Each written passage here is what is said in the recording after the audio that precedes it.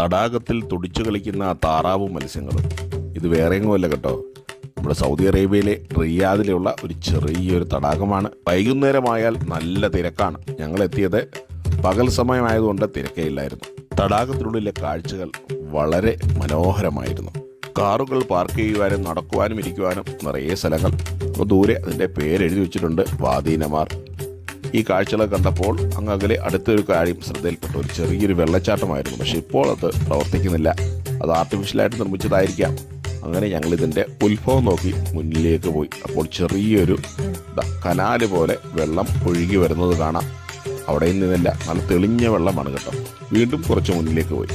അവിടെ എത്തിയപ്പോഴാണ് നമുക്ക് മനോഹരമായൊരു കാഴ്ച കാണാൻ പറ്റിയത്. അവിടെ അതിനുള്ളിൽ ഒരു ചെറിയൊരു തടാകം വീണ്ടുമുണ്ട്, തട്ടുതട്ടായിട്ട്. അതിൽ നിന്നും വെള്ളം താഴേക്ക് വരുന്നു. ആ കാഴ്ചകളെല്ലാം കണ്ട് തിരികെ ദമാമിലേക്ക്.